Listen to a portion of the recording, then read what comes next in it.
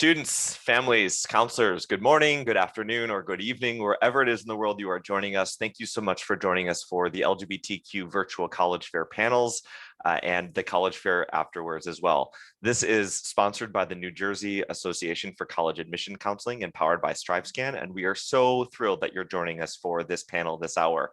First, a few housekeeping items before we jump into today's session.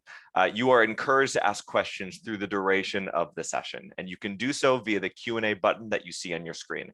When you submit a question, it gets sent just to our panelists, and they'll work to answer the question during the session and at the conclusion of the session as well. So we encourage you to use that Q&A button to send those questions in. As a reminder, your camera and your microphone are turned off. The panelists cannot see or hear you. So any questions you have, just type them in through that Q&A button. This is the second panel rather of the day, but next few hours we have the college fair. At the very end of this panel, I'm going to talk a little bit more about the 6x6 college fair, show you the website where you can sign up for those specific sessions, but we encourage you to go to strivescan.com/LGBTQ to see those other sessions for the college fair. And we are also recording this session and all of the sessions. The recordings will be posted tomorrow of all of the 6x6 college fairs and of this panel and the subsequent panel, and we encourage you to view those as well as you're able. And with that, I'm going to hand it over to our awesome panelists to talk a little bit more about the topic today. Awesome. Thank you so much, Zach.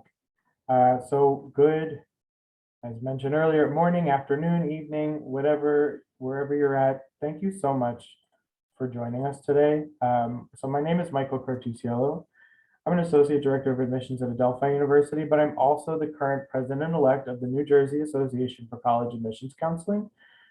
This means so much to me that we are able to host a fair just for LGBTQ students and really try and help make this college process better and easier for you. We are certainly a group of college counseling experts. And then we are also a group of folks who are actively educating ourselves and engaged in kind of, I wouldn't call myself an expert in the LGBTQ realm. I don't think there are really any experts. That field is always changing and growing. So just want to make sure that we are here to help you. But at the same time, like, we're not pretending we're the end all be all, right? So I've introduced myself quickly. I'll let my fellow panelists introduce themselves as well. Hi there, I'm Nick Cano. I'm a school counselor at Perth Amboy High School. Hi everyone, my name is Amanda Hudson Neff. Pronouns are she, her, hers, and I am an admission counselor at Marymount Manhattan College. Hi everyone, my name is Randy Stam. I'm a school counselor at Hackensack High School. Pronouns are he, him, his.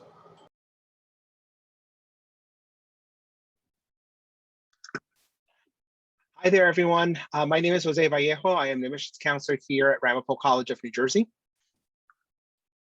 Awesome. And I did forget to mention my pronouns are he, him, his as well.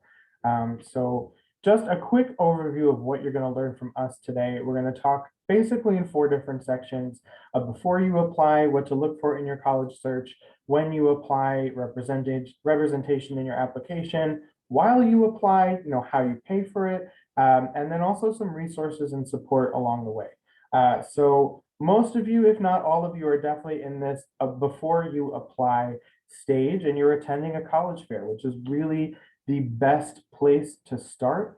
And I really wanted to kick it off to mention that while there are many different search engines out there that are actually tailoring themselves to LGBTQ students, we've particularly chosen to highlight the Campus Pride Index because it's a fantastic nonprofit organization that has created this system. It's an index that colleges can submit to of their own will. They fill out a questionnaire and they're rated in different topics, and they're being given kind of a grade out of 1 to 5 stars. But also something to note is even participating in the Campus Pride Index is a really great step in the right direction. And so NJACAC has chosen to highlight the Campus Pride Index next to all the colleges who have signed up for the fair later, so that you can get an idea of where they're standing on this scale. Great. Thank you so much, Michael. So I am going to be taking care of the before you apply section of this presentation today, and to kind of continue on with Campus Pride Index. So you heard exactly why they are a trusted platform for us and why we highly recommend them. But what are some things that you will see rated on the Campus Pride Index? A lot of what we will be talking about today, actually. So LGBTQ policy inclusion, support and institutional commitment, academic life, student life, LGBTQ housing, as well as campus safety, counseling and health, as well as recruitment and retention efforts. So we're going to go on and now start talking about what some of those things may look like. What are you going to be looking for in your college search? So again, academics, campus life, policies, and this is what those things could look like. So for academics, are there out LGBTQ plus professors, administrators, college staff? Who are you going to be surrounded by in your community? Also, these, college staff, professors, administrators could also become mentors or, a safe space that you could turn to at this institution. Are there majors and minors in LGBTQ studies, like queer studies, gender and sexuality studies? And to kind of go off of the first bullet point there as well, are those majors and minors being taught by professors within the LGBTQ community, right? Is there representation there? Are you learning that curriculum from someone who has gone through similar experiences? Is there an LGBTQ library or library section? When you go into your library, will you know where to find that literature?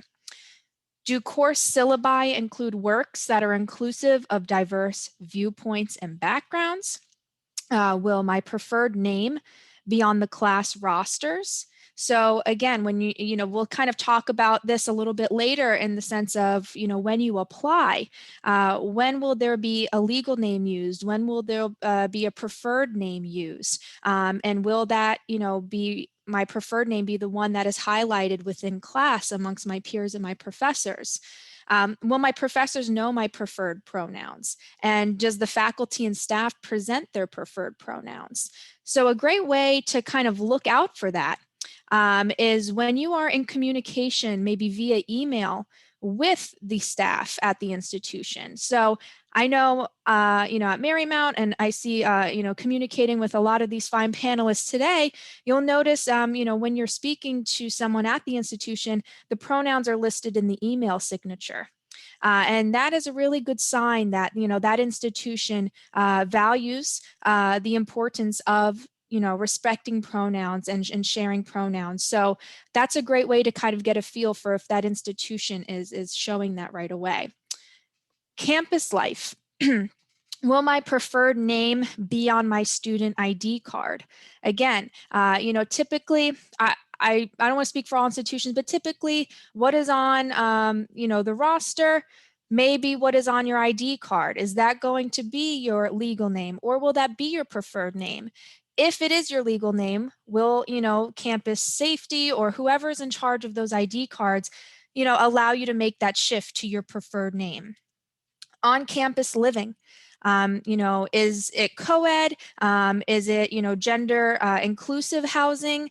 Do you, the roommate matching process, does that include options for gender identity and sexuality? For our non-binary folks out there, or for trans students. So really taking a look at the housing options that you have.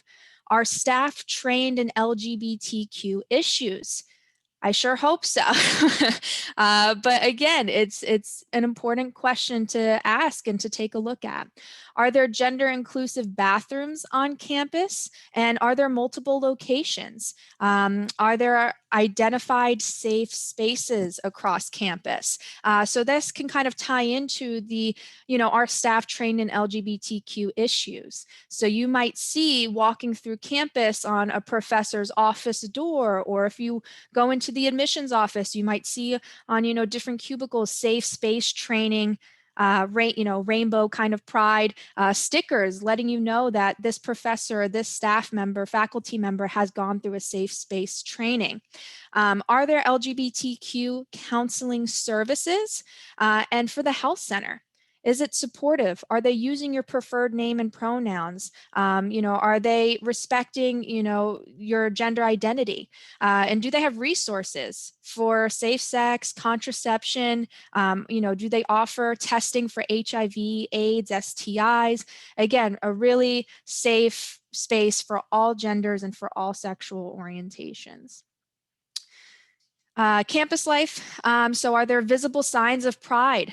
Right? Rainbow flags, stickers, trans flags and stickers. Again, it's just about seeing what the community is. This is why we always, as admissions counselors, encourage you to tour the campus, right? Because when you come onto campus, you are able to see, do I see identifiers of, a space where I'll feel comfortable? Are there LGBTQ organizations and GSAs, gay straight alliances? Always ask what, clubs, organizations, what kind of goes on here? At Marymount, we have a drag show that we love to talk about, and we have Gay Straight Alliance and our Spectrum Club. So lots of different things that, that can, again, help you form a community on campus. Is there an LGBTQ resource center, a mentoring program? Are Greek life and athletics inclusive of, again, gender identity, sexual orientation? And then are there campus-wide events celebrating LGBTQ culture? So, is the institution recognizing and celebrating National Coming Out Day, Trans Day of Remembrance, LGBTQ History Month? Are they offering, queer proms or events geared towards LGBTQ youth? Lavender graduation ceremony, welcoming socials. So lots of options, again, to have that welcoming, inviting feeling. And then finally, policies. So again, these might take a little bit of a deeper, dig deeper into this. It might not be as obvious as a rainbow flag on campus, right? Does this college non-discrimination policy include both gender identity and sexual orientation statements? Are policies written in inclusive language using gender neutral terminology? Is there an LGBTQ plus advisory committee? Are there options on college forms for preferred name and gender identity? And we will touch a little bit on that more again as we go on to the applying process. Is there LGBTQ plus is the LGBTQ plus center staffed by paid employees or student volunteers? Or is there even an LGBTQ center at all, right? So all of these are things that you, definitely can take a look at. And if you're unsure, always, check Campus Pride Index. If you can't find the information there, do not be afraid to ask those questions to your admissions counselor of the institution that you're interested in. And they'll be more than happy to answer that for you or connect you to someone who can answer that for you. Okay. So thank you so much. That was the before you apply stage. And now I'm going to pass it on to Nick, who is going to talk to you about the when you apply portion of this. Thank you, Amanda. So now that you have all that in mind for what to do before you apply, doing all that research, just as Amanda had mentioned, now you want to think about the when you apply. So identifying yourself with your names, given legal name versus preferred name. So for the purposes of applying, you need to use your given name because everything else is attached to that. So that would include your transcript, your high school diploma once you graduate, SATs or any other standardized tests that you've taken, your social security card, your birth certificate. So anything that colleges might need at some point is going to be tied to your given name. So for that reason, it is important that you put your given/legal name. However, many schools will give you the option to include your preferred name. So if given the opportunity, definitely include that so that they know how to refer to you as. And will this information carry over into the classroom, into your identification card? So all that's information for you. So you want to make sure you're consistent on all forms. So like I said, you want to be sure that you're consistent because you don't want to put, for example, Nick for preferred name for one thing, but Nicole on another one or Nikki on a third one. So whatever information you give, you want to make sure you're consistent with that. All right, so identifying yourself. So you want to make sure, again, you want to be consistent and stick to whatever sex was assigned at birth. How will you be addressed? Pronouns. So again, if given the opportunity, let them know what your pronouns are. Let them know what your gender identity is. But again, for the purposes of applying, you have to stick with what was given at birth.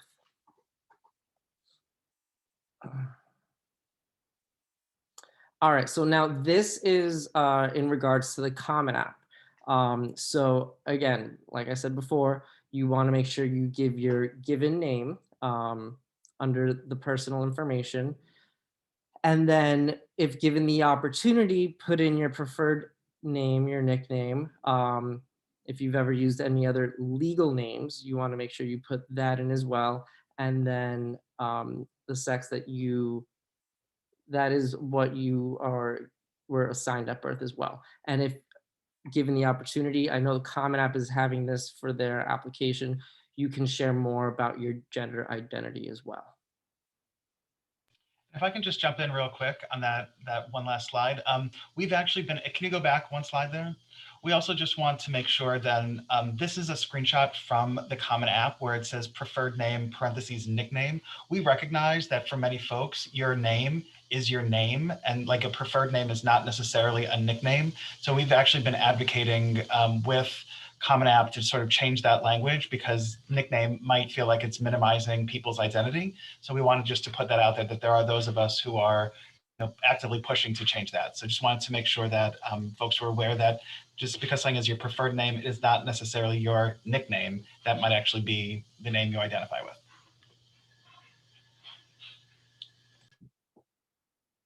All right. And then identifying yourself with your sexual orientation. Are you able to identify your sexual orientation? How? What about your parents? So with this, you want to keep in mind, so everything that you give and you share with the colleges, it's for them. So this might not be asked on all applications about how to identify yourself.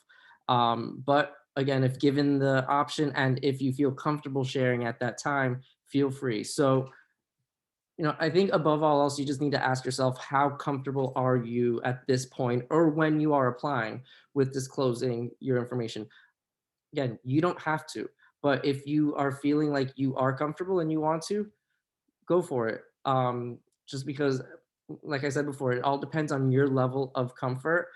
It might not be asked on all applications, but if you want to, you have the opportunity to. Okay, so personal statements. You do not have to talk about your gender identity or sexual orientation or coming out unless you want to. And with that in mind, so you have to be careful in how you do this. So let's say, for example, in 10th grade, you did poorly because that was the year that you came out to your family, you came out to your friends, and academics sort of took a back seat that year. That would be a good way to segue and let an admissions counselor know in your personal statement that that was the reason why you're less than stellar grades in sophomore year, because you were having this personal coming out moment in your life. You do not need to talk about who you are as a person. You do need to talk about who you are as a person. You do need to talk about how you've grown as a person or how you've overcome obstacles in your life. So talking about this can be a great essay topic, but it does not have to be your essay topic. So I want to make sure that I just bring the point across that, depending on where you are in this moment, where you are in the coming out process, if you feel great about it, then do it, but don't do it for the sake of doing it. Don't write that you identify in a certain gender because you feel comfortable with it. It should be tailored to how it addresses you as a person. So like I said, maybe you overcame some sort of struggle with it. Maybe you want to talk about a positive experience with it, or maybe you want to reiterate why you didn't do so well one year of high school because you were overcoming and you were sort of facing that hurdle. So remember that your essay is about you and that you are awesome. So that's what you want to make sure that a college admission representative gets out of you. All right, and let's say, for example, you choose not to write about, you know, who you identify as, just because you didn't feel like it was pertinent, you didn't feel like it really was necessary to say it in your personal statement, but you do want the college to know, right? This would be a good opportunity for you to just give them additional information that you want to share, you know, just so that they know, and just so, you know, this is another safe outlet for you to state that if you wish. All right, so while you apply, I forget who has this part, but you may now go on. Awesome. Thank you so much, Nick. So this section, we're going to talk a little bit about the whole concept about paying for your education, right? Because part of the college admissions process isn't just applying to the colleges, but it's also thinking about financial aid and how are we going to cover the cost of that bill. So if we go into our next slide, when we talk about financial aid, we're going to talk about 4 basic things, okay? We're going to talk about grants, scholarships, work study, and the dreaded loans. All right. So really simple. The grants and the scholarships, this is all going to be money that you don't pay back. Right. So this is kind of like gift money. Like if on your birthday, everybody in your family decided to give you $50 for your birthday, right? They didn't want to go to the mall and get something. They just gave you money, said, here you go. Right. That's a gift. You don't give that back. Right. So that kind of money, that's the kind of money that a lot of students are looking towards, right? Particularly scholarships. So it's important to remember that, you know, something with scholarships can be limited at colleges, meaning that, you know, if they have scholarships to award, it's going to probably be not as much as many awards as people that they're going to be admitting. So be mindful that when you're applying to colleges and that you're looking for scholarships, make sure that you are checking off to see when that scholarship deadline is. Don't assume that the deadline is going to be the same as the application deadline, because in a lot of schools, they might give you a priority deadline for that scholarship. So you're going to want to be on top of that. Also keep in mind that outside of any one colleges, there are tons of scholarship opportunities out there. Most scholarships are, of course, based on some form of merit, right? Whether it's academic or sports or talent, or take your pick. I am confident that you can probably find a scholarship out there for left-handed students, you know, from a certain state. So there's tons of scholarships out there for you. So definitely part of this process is also being able to research for that stuff and try to collect as many scholarship opportunities as possible. Grants are going to be things that come from your financial aid applications, whether it's the FAFSA, which is a primary financial aid application. These can come from the federal government in the form of a Pell Grant. They can come from your state government. So pretty much all states will have some form of state grant that they can award students who qualify for these grants. A lot of these are going to be based on need. Okay, so the need isn't so much, you know, what our perception of need is, but it's based on a calculation that comes from the FAFSA application. So you put in all your family's financial information, they run it through an equation, and then that gives you a number, and based on that number, it determines how much of that federal and state grant you could qualify for. Work study is it's basically a job, right? So the federal government can provide you with some funding for you to get a job, right? So they don't just give you the money. The money is sent to the school that you're going to go to attend. That school will have a list of jobs that are ear tagged as these are federal work study jobs. So you go in, you apply, you get your job, your salary comes from that government money that the school got in your name. So that's something to keep in mind. This is something very different from just general part-time jobs on college campuses, right? It differs because the money from a part-time job on a campus is coming from that school's operating budget, right? All of these are going to be based on you applying for the job. So one of the ways that students can help finance their education is by getting these part-time jobs. Most part-time jobs on college campuses totally work around your school schedule, right? Because we want you to be able to do that. The loans are going to be the ones that are a necessity. Those are definitely going to be the ones that you have to pay back. But in many cases, a student loan can help you meet certain needs, right? So maybe you're short a couple of $1,000 for your housing. So you can take out a student loan and that'll cover that housing. Or you might need to take out a small student loan because your laptop pooped out of you in the middle of the semester and you have 10 papers to write that semester. So you need to get a laptop. So there's different ways that you can use your loans, and all of your student loans don't have to be paid back until 6 months after you graduate from school. So you'll have time to be able to get ready to pay that back. And all colleges are going to give you an exit, kind of an exit interview where they're going to go over your loans, how much you're going to be paying, and what you can do to consolidate that stuff. Things to keep in mind, of course, is financial aid applications are also going to be about, are also going to ask you about your sex assigned at birth. Okay, so if on your birth certificate it lists a specific sex, that is the sex that has to be used with your financial aid application, because all of that is tied to your Social Security or other identifying information. If you are in the process of transitioning or have already transitioned and have made those changes, then you should be utilizing your current legal sex. So that is something to keep in mind. Gender identity, unfortunately, with financial aid applications does not necessarily play a role with regards to the FAFSA or your state's financial aid application, because many states do offer financial aid, state financial aid for undocumented students, as well as in some cases, trans students that cannot use the FAFSA application. So definitely that's something to kind of keep in mind. If you are all applicants that are living in the United States who are 18 to 25 and are assigned male at birth are required to register for selective services. If you don't do this, it will put a hold on you getting your financial aid. So that is something to keep in mind as well.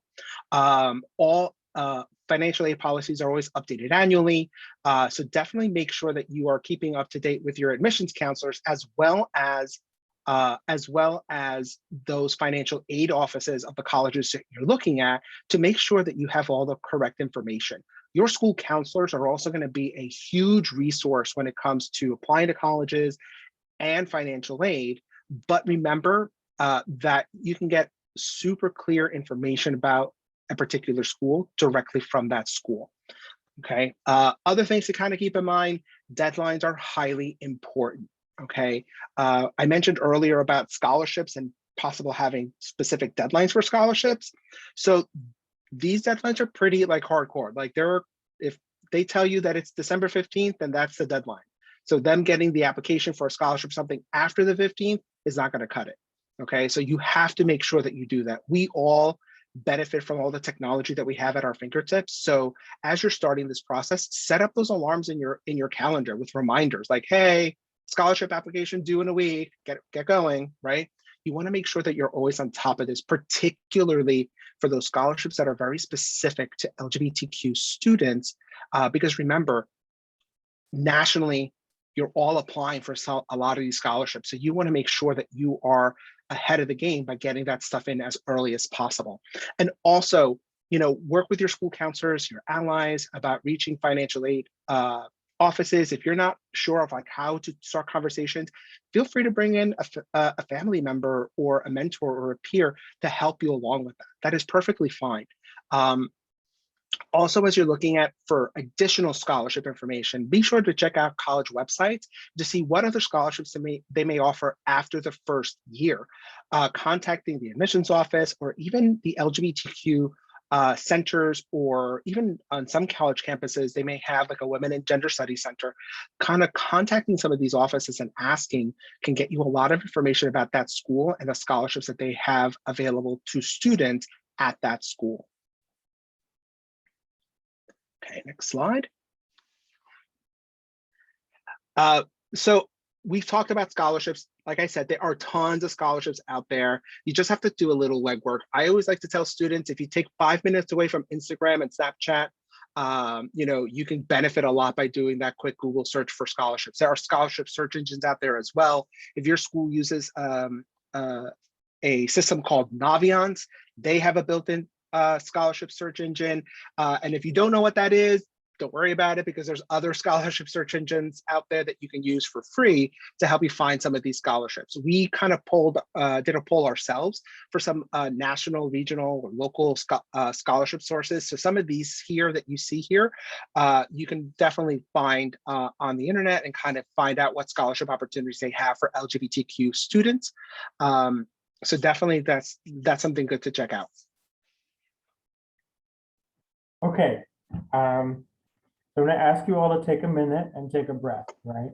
Because in the past half hour, you all just got a crash course in the general college admissions process, the entire process that literally will span years of your life, and adding the kind of lens of being a student who is LGBTQ plus, and all the additional questions you may have to ask yourself, ask others, ask colleagues. So think for a moment that this was a lot of information.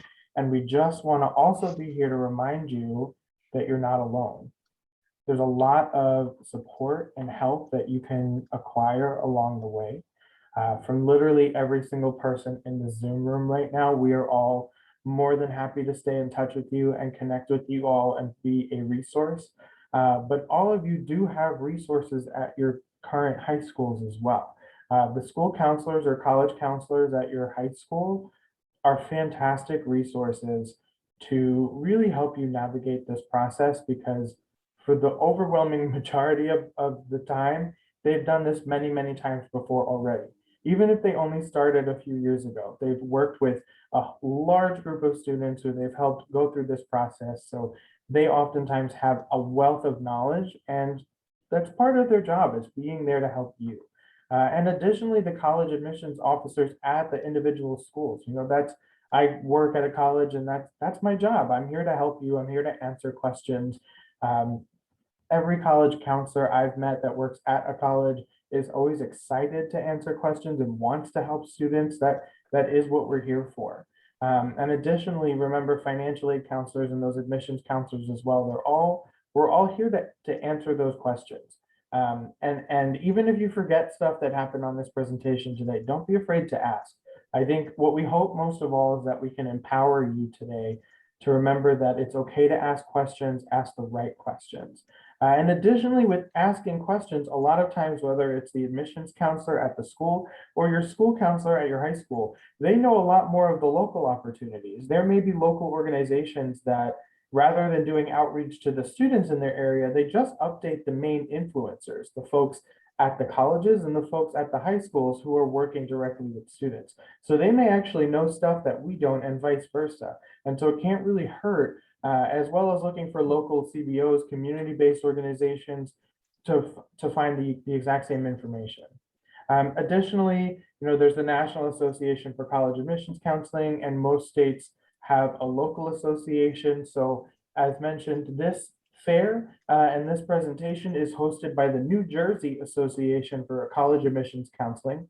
We are an affiliate of the National Association. So there is an affiliate for New York, there is an affiliate for Illinois, but there's also regional affiliates. So like Western is California and Nevada. So wherever you may be, there's even an international one. And the reason why we mention these affiliates is that a lot of these smaller but regional or national organizations are also hosting events, whether it's like this one, slightly different, where there are opportunities and people there to help you through this process. And so New Jersey is hosting a brand new program coming up this June, more details to be announced, but we're calling it Rainbow Key, kind of the key for those rainbow students to enter the college world. And it's more of an intensive workshop And not to mention, we will be providing you, everyone who attended here today, links and the scholarship list and links to this PowerPoint and just general resources so that you have them at your disposal. But at this time, we are really happy and excited to open it up to questions. All right, awesome. Thanks, Mike, and thank you everyone who's been submitting questions along the way. So I'm going to take it from here and just sort of pose some of the questions that have come in to our panelists. So, and thank you everyone. If we don't get to all of the questions, please know that we will try to get to you in writing at a later time if we're not able to get to them today. But just for all of the panelists, there were some questions about campus tours, and especially given the fact that we're in this virtual setting where it might be more difficult to assess or to be able to kind of see what an office looks like. Do they have stickers? What might be some ways that students and their families are able to get a sense of the campus feel, even if they're not able to get to the campus in person? Sure. So one thing that I help Marymount with is social media. And I believe Randy may have mentioned this in the response to this question in the chat, but social media is a great way to take a look into an institution without being there. Nowadays, institutions have Facebook, Instagram, TikTok, Twitter, any of the platforms that you can imagine, right? To stay in your viewpoint. Again, the holiday, I don't want to say holidays, but for us, sometimes like National Coming Out Day feels like a great day for us in a lot of ways. So go on to the Instagram of the institution. Are they posting about National Coming Out Day? Are they posting, for LGBTQ, Pride Month in June? Does it go beyond Pride Month? Are they posting about these, issues and topics outside of June, right? So social media is a great way to see what is important to the college or university that they feel that they need to post about it if you are unable to make it to campus. So that is something I would recommend, is look up, the colleges and universities on social media platforms. A great recommendation, Amanda. I'd actually tack on that there are lots of virtual tours available now. And I think it's a really great sign that if even just the flag that's on campus makes it into the virtual tour, I think that's good too, because the schools are already paring down stops, they're paring down images and what they're showing you. And so if they're at least making a point in their virtual tour to include whether they're talking about GSA or that we have a pride flag on campus or anything like that, when you find that even images are included in a virtual tour, I think that's a great sign. And I'm just going to add to that while many colleges are limiting access to their campuses, some colleges are still doing outdoor campus tours. So even if you're able to visit a campus and not necessarily enter a building, keep an eye out on some of the publications and some of the posters that you might see hanging about. I know on our campus, part of our outdoor tours, we actually walk through our student center where visiting guests can kind of see our activities board. So even though most things are virtual, we still have that board out there. So, that might be a great way of doing that as well. And asking tour guides on those campus tours, what are some of the activities or events for LGBTQ people that the colleges hosts.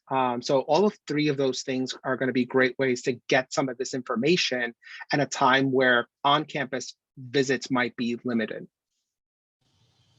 Awesome, those are great answers, so thank you. So another question that this is going to kind of pull the curtain back a little bit for some students and families, and if anyone could address, why is it that sex assigned at birth or gender, why is that even a question on the applications? Why is that even a thing? Does it make any difference in terms of the application process? I'll happily answer that one too. Unfortunately, colleges are legally required to report out statistics on the students that are enrolling and applying and their sex assigned at birth. Most colleges, for the most part, really don't care. it's just statistics. It's archaic, and we know, but they're required to report out on that. Now, a lot of schools are asking about now gender identity because we want to be more inclusive, and also we want to know you. Adelphi makes it a point to ask about your sexual orientation on the application as well, because we don't want to just assume everyone's heterosexual until proven otherwise. We understand that there are other identities out there, and same thing with gender identities. We and many other schools do this as well, want to give you the opportunity to share with us who you are. That's why you're applying to a school, and we want to hopefully be inclusive when we're looking at the whole process. It's just unfortunate that there is some legal, really just statistics that we need to report on still. And also, just to add on to what Michael said, also keep in mind that this process isn't just the applying to a specific college. It's also a process of financial aid, which requires specific identifying markers. So there are going to be a multitude of reasons why, but definitely, as Michael said, colleges are using a lot of this information to better communicate with you and not make assumptions of who you are or your experiences, but being able to really tailor the communication to speak to you. Awesome, thank you. Another question that came up has to do with folks who are intersex. How would intersex individuals complete any of these applications if that's not necessarily an option that is in the dropdown?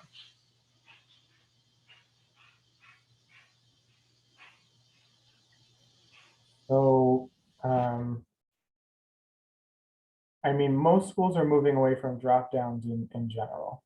That is agreed. It's not really fair that schools are even using drop downs, because typically when they do, if you're not in the drop down, you just have to be the other, right? And it's not a fun feeling when you have to be like, yep, I'm other, that's me. So more schools for gender identity are putting an open box so that you can kind of just write in your gender identity.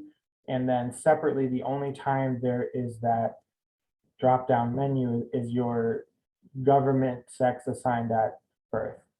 I don't know actually, and we'll try and get back to you on that too, if that is what is being told by when you were born, you were labeled as intersex, how that would be quantified, because again, the rules the colleges are given from the government is you can only report on either male or female, right? So we'll try and loop back to you, I think, unless one of my colleagues knows the answers now. I would say one thing to keep in mind is that part of this is going to be matching documentation. So if you're, looking at going back, so what are the quote unquote sex assignments that you have on your school documentation? So anything like that can kind of help in the process if there is not an option available for you with regards to sex. Biological sex, as well as gender identity, because most students are using applications like the Common Application or the Coalition application. Both of these applications utilize a open field text box when they ask the question about preferred gender identity or gender terms. So those applications will be able to kind of more easily kind of self-identify how you choose to identify. But when it comes to the issue of biological sex, I would say one, and we will definitely get back with more information about this, but I would say follow what's happening on your school documentation. So if you're a high school student, how is your high school identifying you on that transcript? Because we want to make sure that documentation matches once it comes in. Once you're at the institution, colleges are going to have their own systems internally that you can utilize to change, if you need to change that sex identity or that gender identity, there are policies that colleges will have to help you with that process for your college documentation. Awesome. So I know we only have time for maybe one or two more questions, but this question was about housing. Are there specific ways or best practices to be able to identify a roommate who is LGBTQIA, affirming. So what would be some ways that folks can get matched? Yeah, so pretty much every institution that I know of sends out a housing survey or a housing application before. Okay, we'll wrap it up really quick. So fill out the housing survey and fill it out as you feel comfortable and as you identify, and they will make sure to place you with somebody that will create a safe space for you. And when all else fails, if you feel uncomfortable at any point or feel that maybe the roommate that they matched you with, they should not have, because they don't make you feel safe or whatever the case is, always contact Residence Life, always be in touch with them, and the institution you go to should be fighting for you and making you comfortable. So always be in touch with Residence Life. Awesome. So thank you everyone for your awesome questions. Thank you to all of our panelists for donating your time and your energies and your talents. So we just want to, as we wrap up, just to let you know that we will be able to email a copy of this presentation to all of you, and also in the chat we've put the links to the different resources, but everyone will get a copy of this, and this is being recorded. So thank you all for being here, and I will turn it over to Zach with StriveScan. Great. Thanks so much, Randy. And panelists, thank you for sharing all of this great, awesome information. We're so excited to do this, these panels and the virtual college fair as well. As I mentioned at the beginning, there are 3 hours now of a virtual college fair. And if you visit strivescan.com/LGBTQ, you can see all of the different sessions. This first session starts in about 15 minutes. You'll notice the names of the institutions. And if that institution has a Campus Pride Index score, it is listed next to their institution as well. These are clickable links, so you can actually click and view the Campus Pride Index of that specific institution as you go. So we encourage you to check out the schedule and sign up for the different institutions throughout the rest of the evening. Thank you so much for joining us. As Randy had mentioned, this recording will be posted on this exact same website, strivescan.com/LGBTQ, and all of the sessions for the college fair will also be posted there very shortly as well. And finally, when you close this window, a very brief 4-question survey is going to pop up. We do ask for your feedback on this survey. And thank you so much for spending 45 minutes of your time to learn about the college search process. And thank you all so much for joining us. Thanks, everyone. Have a great day.